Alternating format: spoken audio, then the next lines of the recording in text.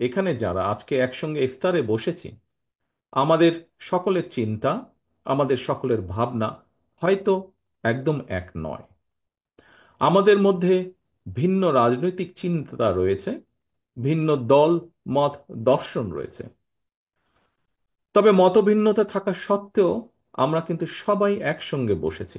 একটি রাষ্ট্র এবং সমাজের জনগোষ্ঠীর মধ্যে ধর্মীয় ও সামাজিক সম্প্রীতি ও মূল্যবোধ যদি বিনষ্ট করে দেওয়া যায়, তখনই সমাজ ব্যবস্থা অবক্ষয়গ্রস্ত, ভঙ্গুর, নিষ্ঠুর এবং অমানবিক হয়ে ওঠে। ভঙ্গুর রাষ্ট্র এবং সমাজ ব্যবস্থা উগ্রবাদ আর চরমপন্থা বিকাশের এক উর্বর ভূমিতে পরিণত হয়। সাম্প্রতিক সময়ে হঠাৎ করে অতীতের মতন দেশে পুনরায় নারী ও শিশু নির্যাতন, ধর্ষণ উদ্বেগজনক হারে বেড়েছে। দেশের অর্ধেক জনগোষ্ঠী নারী। নারীদেরকে নিরাপত্তাহীন রেখে দেশকে এগিয়ে নিয়ে যাওয়া অসম্ভব।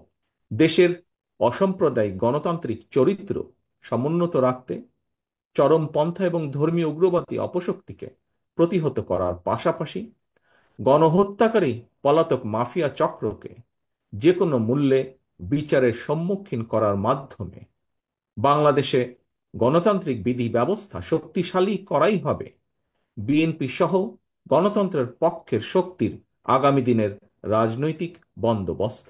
শুধুমাত্র একটি জাতীয় নির্বাচন অনুষ্ঠানের জন্যই মাফিয়া সরকারের পতন ঘটেনি, একথা যেমন সত্য, তার চেয়েও আরো চরম সত্য হয়তো নির্বাচন, একটি সুষ্ঠু নিরপেক্ষ নির্বাচন না করার জন্যই কিন্তু মাফিয়া সরকারের নির্মম পতন হয়েছিল।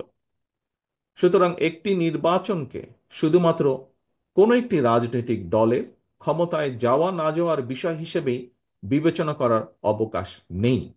আমরা মনে করি জনপ্রত্যাশার প্রতি শ্রদ্ধা না দেখিয়ে নতুন রাজনৈতিক বন্দোবস্তের নামে গৌণ ইস্যুকে মুখ্য করে অকারণ সময় ক্ষেপণের চেষ্টা হলে সেটি জনমনে ভুল বার্তা পৌঁছবে। সুতরাং সংস্কার এবং নির্বাচনকে মুখোমুখি দাঁড় করানোর কোনোই প্রয়োজন নেই। বিশ্বের গণতান্ত্রিক রাজনৈতিক ব্যবস্থায় শেষ পর্যন্ত রাজনীতিবিদরাই রাষ্ট্র এবং সরকার পরিচালনা করেন।